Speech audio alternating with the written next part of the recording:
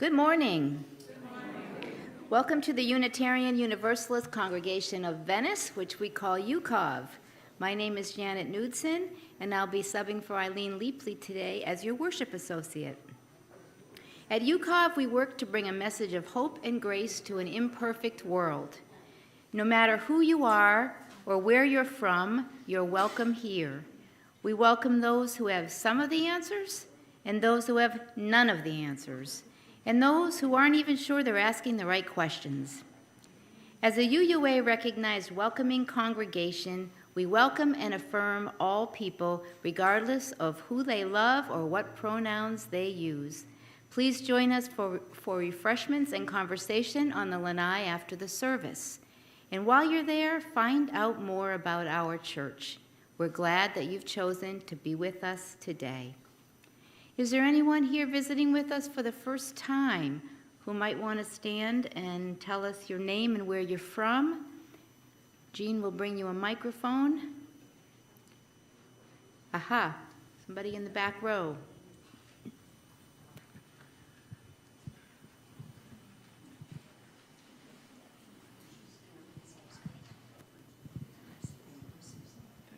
Hi, my name is Susan Wetzel, and I've been attending Unitarian Universalist since I moved to Florida from Maryland about 10 years ago.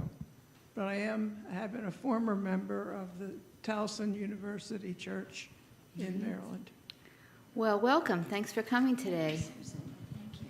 I'm a fellow Marylander, so especially nice to meet you. We'll talk later. Anyone else visiting with us for the first time? Anyone who's just returned from some travels that we want to welcome back? The only announcement I have today is mat making is Saturday from 10 to 12. Kind of a shameless plug since I'm the one who co-chairs that group.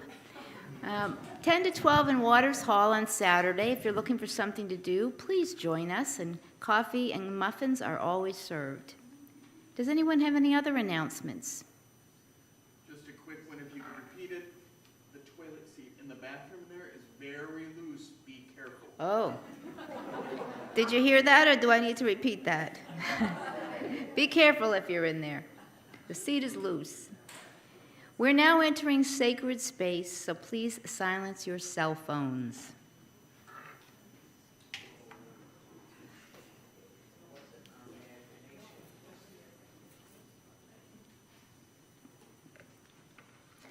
We light this chalice and we say, "Come sit by the fire and share your songs. May they sound in our hearts and minds and allow us to know one another a little better. May they change the world." Lisa will now play the prelude.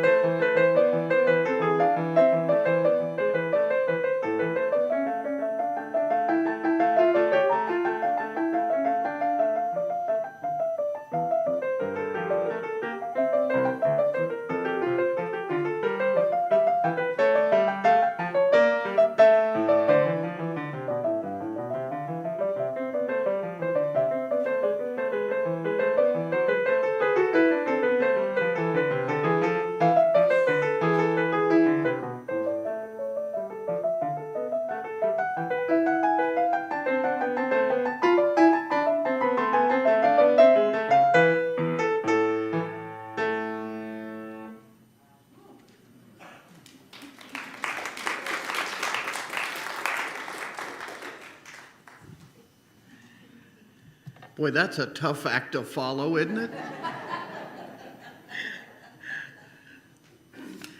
Good morning, everyone. I am so glad to see you all here today on this lovely misty morning. I was out about 5 a.m. with my first cup of coffee, and the mist was so beautiful. It was amazing. Some things speak to us beyond words, and they reach us in places where logic can't go.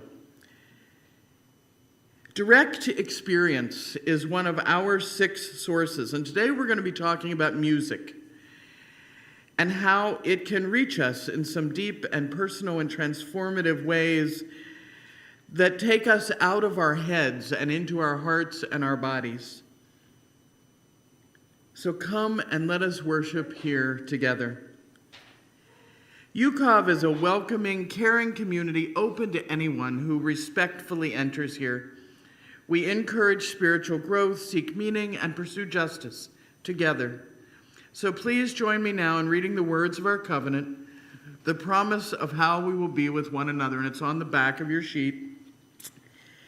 In a climate of joy, goodwill, and trust, this congregation covenants to treat one another with kindness and respect, to listen with openness and acceptance, to support and protect the environment of which we were all a part, to solve problems responsibly as we grow and change, to encourage learning and nurture the growth of diverse human spirits, and to dedicate time, talent, and resources in an effort to make a difference in local and world communities. In the spirit of our free religious heritage, we promise these to one another. Please rise and body your spirit and join in singing our opening hymn, number 203. All creatures of the earth and sky. Will do verses 1 through 3.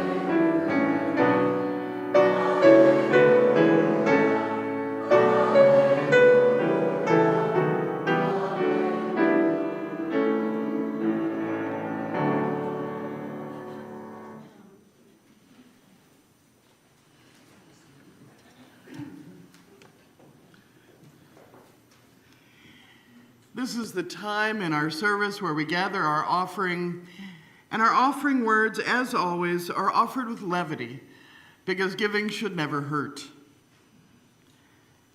A brand new UU minister took a brand new congregation in the backwoods of Florida.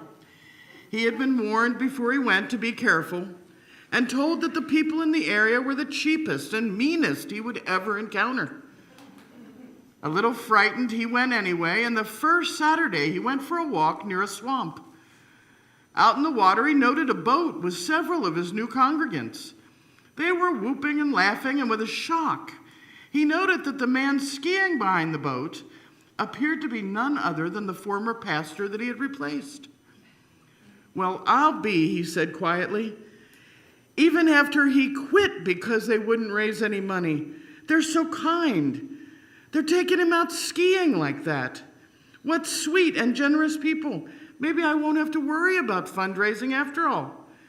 And he was still smiling when an old game warden wandered up. "What are you doing out here, Pastor?" the warden asked. "These are dangerous parts." "Dangerous," the pastor scoffed. "Those are my congregants out there, and that the former pastor. Look what they're doing. Isn't that nice?" There was a long moment as the warden watched the boat zip by a time or two. And at last he said, "I don't know what you think they're doing, Pastor, but down here we just call it alligator fishing." I know, that's a groaner. This morning's offering will now be given and graciously received with no fishing of any kind needed.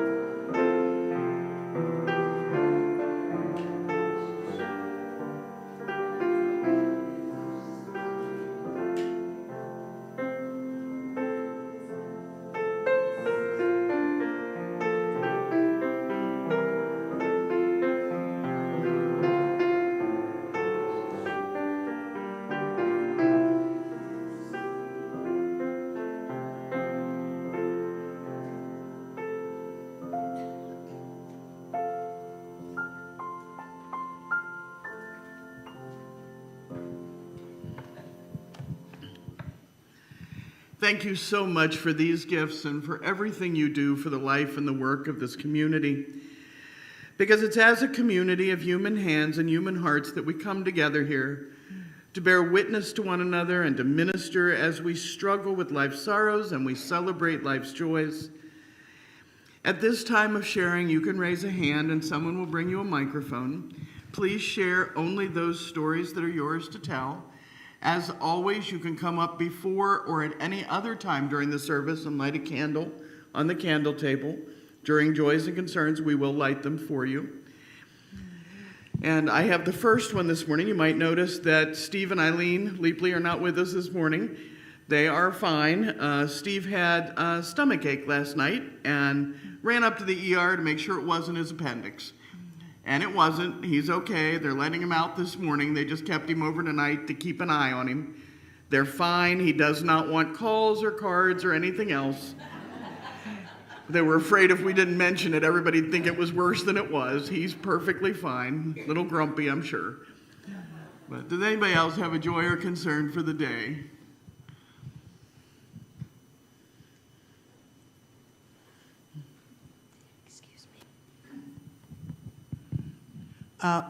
This is Pam Palmer. My joy is a week late, but we weren't here last Sunday, and we celebrated our 4th anniversary, and many of you here were at our wedding in Maxine Barrett Park, and we're looking forward to our 5th year, but not our 50th. We don't think we'll make it.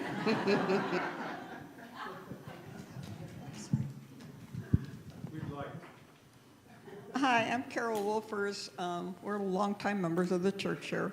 And I just want to report that our dear friend Steve Batchelor is going to be laid up for a little while. He's having surgery on Monday for his rotator cuff. So I know he'll never tell, but.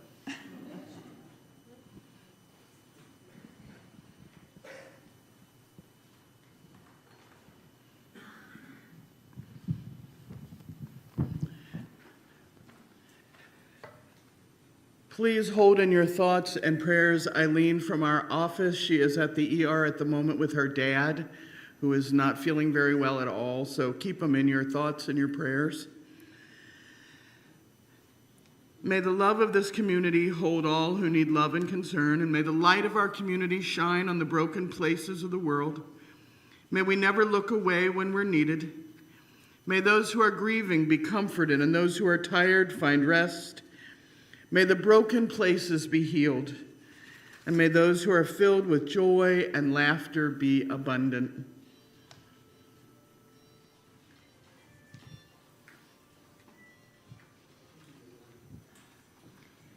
Our first reading is So This Is For Us by Charlotte Erickson.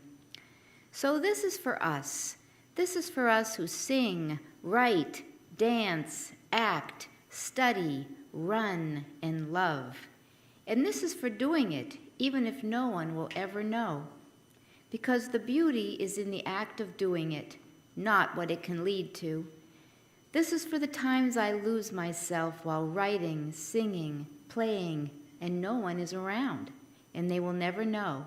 But I will forever remember, and that shines brighter than any praise or fame or glory I will ever have.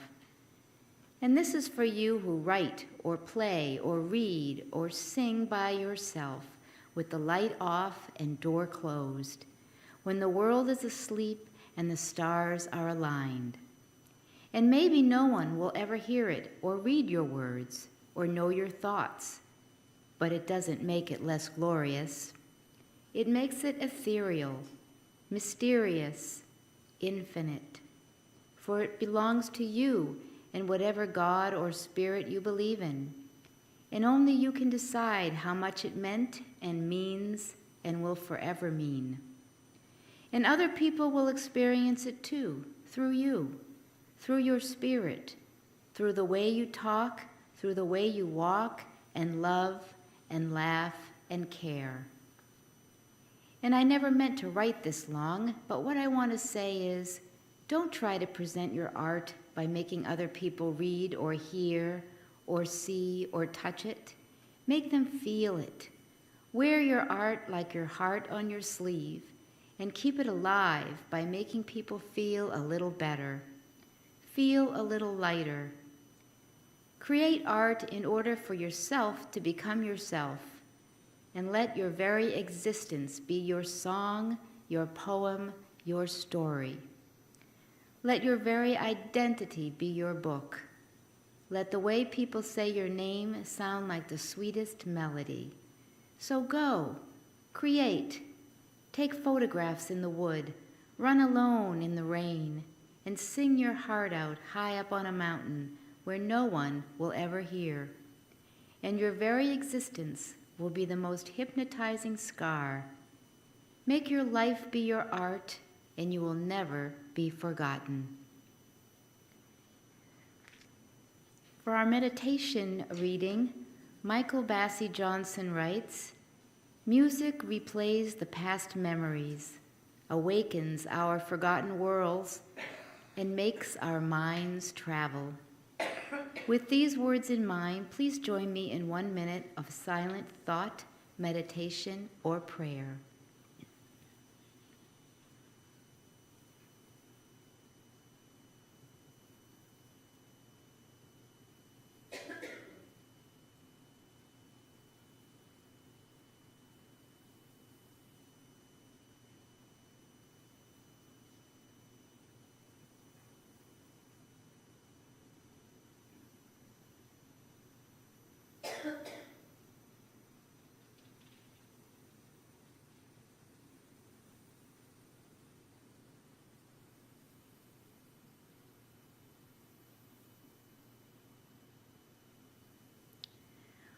We have a change from your program today. Our interlude will be Gymnopody by Eric Satie.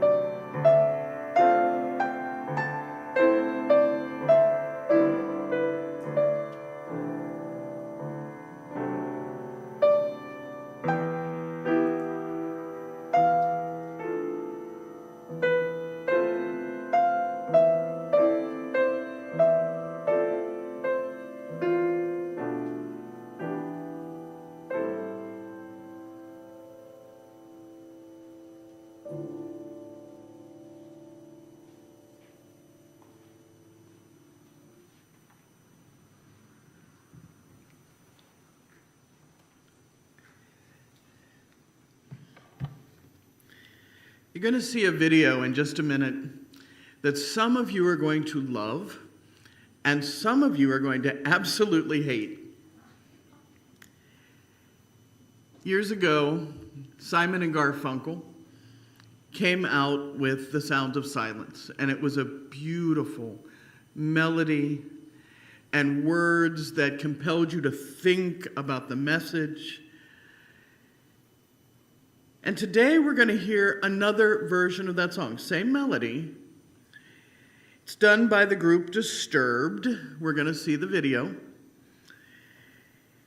The original version played on the contrast between the beautiful, beautiful flowing melody and the words designed to make you think about what was going on with the Vietnam War and the power struggles in our country.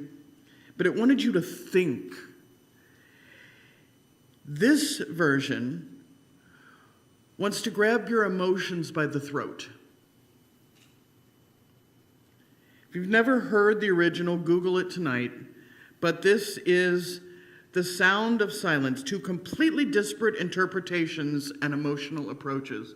So if you would, hit it.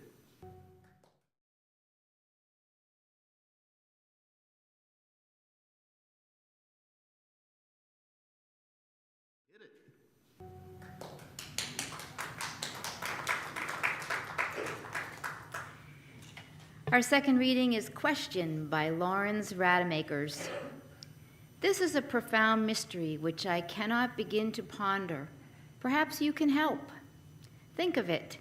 Technically speaking, music is just a collection of sounds interspersed by silence. But every human being knows pieces of music that really touch him or her emotionally. These emotions can be very strong and transport you to another place. How is it possible that a mere collection of sounds gets associated in our brain with memories, experiences, emotions, stories, images, feelings? A particular piece of music, or even a fleeting succession of a few notes, can move us to tears. Why is that? It's totally bizarre. I don't understand. It makes no sense as far as I can see. Apparently, there's no utilitarian or economic value to music. Apparently, there's no biological or evolutionary advantage. We are hunters and gatherers. With some brutally uttered noises, we should get by well while hunting mammoths and elephants. In any case, how can we ever explain the fact that music touches us and generates feelings that can touch our entire body and make us shiver? Please rise now in body or spirit and join in singing hymn number 108, My Life Flows On in Endless Song.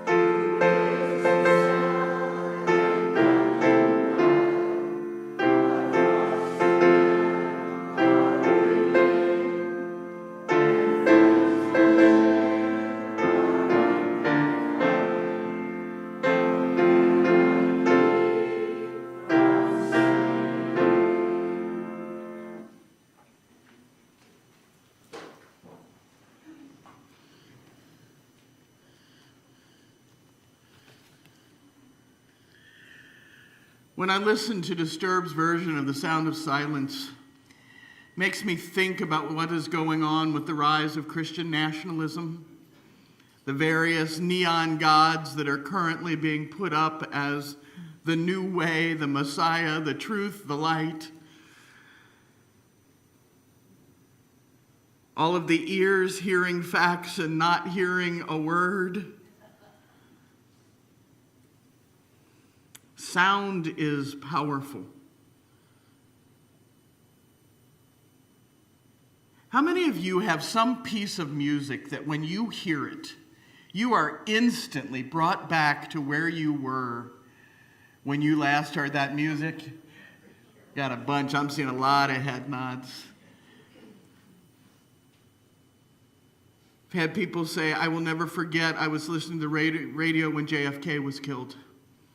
Others when the Twin Towers fell, when they got married, when their baby was born, what was on in the delivery room. You might as well be back there. It's so strong. And the music itself might be almost meaningless. It doesn't matter what the song is. That's the interesting part. But something about it pulls you back there. Because music is woven around what it means for us to be human. The first music was created in prehistory.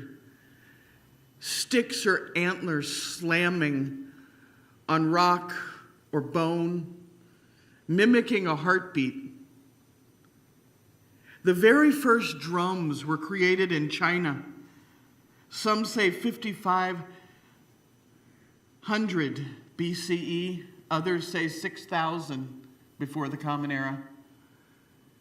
4,200 years later, about 34 centuries ago, somebody wrote the very first hymn.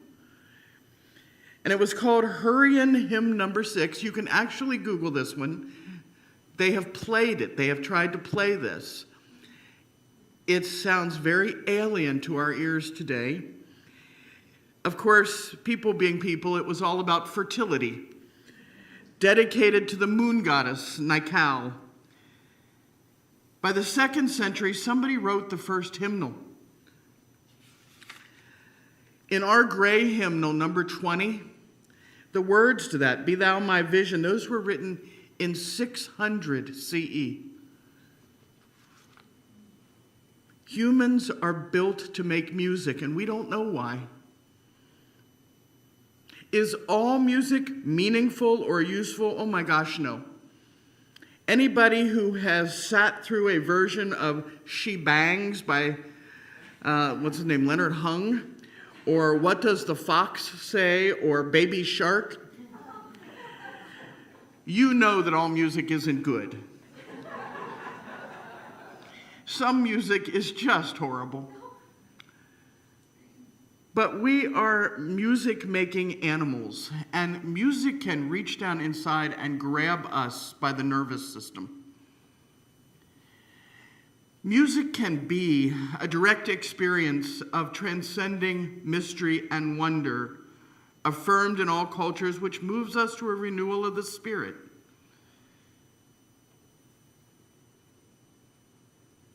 When people talk about our sources, and they talk about that direct experience of transcending mystery and wonder, a lot of the time it's a story about being out in nature. And people will talk about hiking or camping or going out to look at the sunset. The stories would have made complete sense to Thoreau or Ralph Waldo Emerson. Nature has a way of creating her own cathedrals. We know that. Nature is beautiful. But today we're talking about human-created music. Artist Jean-Michel Basquiat said, "Art is how we decorate space. Music is how we decorate time." And I thought that was amazing. Just like art, there are pieces of music that don't impact our lives a lot, whether they're good or bad. Elevator music, theme songs to TV shows, hold music. This stuff might be good, but it has very little impact on us. It's just sort of an aural backdrop. We listen to it casually, and casual listening is hearing without impact. I'd be willing to guess every one of you, when you hear the hold music that you've heard at your doctor's office 100 million times, when you hear it the next time, you can kind of hum along because you sort of remember it from the last 76 times. But not one of you could hum it now because it's just casual listening, no real impact. Reverend Sarah Schur says, you might know the old joke about where Unitarians go after we die. We don't go to a heaven, we go to a book discussion group about a heaven. We have a pretty well-deserved reputation as folks who would rather theorize about paradise than experience it. And this translates often into our approach to music and church. We go with the head and not the heart. There's another old joke that says, why don't you use sing well? It's because we're always reading ahead to see if we agree with the next line of the hymn. Institutionally, now I'm not talking about individual churches or people, but institutionally, we generally think about what we're singing or hearing. We listen to the words to see if we agree. This is called perceptive listening. It's more involved than casual. It implies some kind of rational relationships to the words. It involves analysis. You're thinking about what you're hearing. Other faiths don't use music this way, some of them. You all may have seen the mega churches on television. You may have seen evangelical and Pentecostal services or Hasidic Jewish services where the music is pure emotion. It is often repetitive. It's designed to cause intense emotion in that moment. They want you to have a peak experience. They want you to have a transformative experience listening to the sounds. And we're not talking about the same way that we appreciate Lisa's lovely music. We sit here and we listen to gorgeous classical music. We might even be swept away. It's beautiful. We might hit a transcendent moment, and then we come right back to thinking. We almost get there. Some other religions, that's the whole service, is that transcendent space. Dr. Robert H. Woody said, the notion of peak experience, first advanced by Abraham Maslow, who we've talked about before, refers to mental states where people have strong feelings of wonder, enthrallment, or ecstasy. This is the condition that underlies our first source, direct experience of something amazing, something visceral. This is not a house cat of an experience. This is a tiger. This is an experience that sweeps you away. And in that minute, that musical experience becomes a religious experience, not because of the wisdom of the words. It's all experiential. It's all primal. In 2011, psychologist Alf Gabrielson, and I just love his name, Alf Gabrielson, he reviewed the current research on strong experience with music, including trance states, transcendental, religious experience, and even synesthesia, actually seeing music. He and Alexander Lamont both noted that these strong or peak experiences with music were influenced by the music, the person, the situation, with the effect being strongest in the presence of live music or social interaction. So full sensory stimulation. Dr. John Whaley said, now and then people may have exceptional experience with music, peak experiences. The music absorbs the listener and shuts out everything else. The experience, moreover, is influenced by personal, situational, and other factors which may lead to a new view on music and what it can mean for well-being and health. If you've ever been to a concert, stage musicians tried desperately to cause these states of being.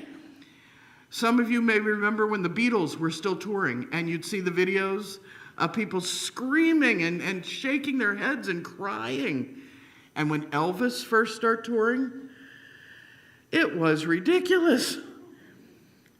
Today, you see it with Taylor Swift and Beyonce. Arms flailing, people crying. Religious movements like the chanting of kirtan, the repetitive music of the Breslauer Hasidim, the praise songs of the Christian evangelicals. It's all designed to make you stop thinking and start feeling. We cut our teeth as a denomination on folk music, which was all about thinking. If anybody thinks Bob Dylan has an amazing voice, I want to talk to you later. We learned that thinking about what the lyrics were was the important bit. And I'm not saying it's not, but I'm saying we may have thrown the baby out with the bathwater. None of the truly rational ways of interacting with music create that peak religious experience. You don't get peak through analysis. You don't find it by sorting through songs until one comes up that hits a button in your soul that says, have a religious experience now. So I played the Simon and Garfunkel song for you. The original of that song was written in '66, and in '67 it was used on the soundtrack of Dustin Hoffman's The Graduate. So all of a sudden it was everywhere, and Vietnam was at its height. And the song was beautiful. But by 1974 it had kind of vanished into elevator music. Today, you could play that original song in almost any church in the country, and people go, oh, yeah, that's pretty. It wasn't written to be pretty. It was written to kick you in the butt and make you think about the war. When you see the Disturbed version, and you think about the election and everything that's happening in our country, it kicks you in the butt all over again in a different way. Music grows and evolves. And here's the thing, the heart knows what the heart wants. Your life and your journey will decide for you if you want to hear the Barney theme song or AC/DC, Kebmo, How Great Thou Art, Beyonce. Your heart will tell you what wants to move you from casual listening to something deeper and stronger. And it's okay. It's okay if what your heart wants to listen to academically makes no sense to you. You can come from Jewish heritage and want to spend your time listening to Christian hymns. You can have come from a Christian background and spend all your time listening to kirtan. The words are in Sanskrit. I guarantee nobody knows what they're talking about. But there's something in it. I have no intention of installing a jumbotron and committing everyone to an hour of praise music every week. So you can take a deep breath. We're all good. But what I am suggesting is don't hobble yourself. Don't hobble yourself. You may be a staunch atheist and catch yourself singing Amazing Grace and enjoying every moment of it. Take the time to explore and experiment with the phenomenon of peak experience. At your leisure, find music that speaks to your heart rather than to your analytical side. Look for music that maybe you've overlooked, Be willing to have the experience, even if the music is something you would rationally discard as being too trite or too religious, too politically incorrect, too darn silly. Let it move you. Add video if you like. Go to see a live performance in a packed crowd. Accidental peak experiences through music have already happened to you. But you can choose to mindfully look for more sounds that create those strong feelings of wonder and enthrallment and ecstasy as a religious practice. Just because we don't do it typically here doesn't mean that you should remove that option from your religious inner life. If you have the internet, try Spotify online. Find some new music. Explore some recordings of ancient chants or kirtan, or the Mormon Tabernacle Choir or bagpipes. Check out rap. Listen for the Hasidic Rabbi Nachman song. It is amazing. You will laugh yourself silly, but it's quite enjoyable. Go to YouTube. Look for a band called Shell, S-H-E-L, doing a cover of Enter Sandman. Search for those sublime moments that get you out of your head and into your heart, even if it's only while sitting in your recliner. And if you find any great music, share it. Tell other people.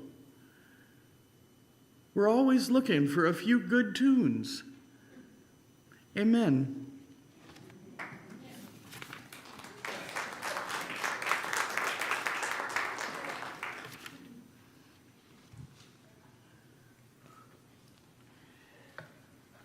We extinguish this chalice, but we carry its light forward in the music of our lives. We're going to finish this week with number 21, For the Beauty of the Earth. Please rise in body or spirit. Join in singing our closing hymn, number 21.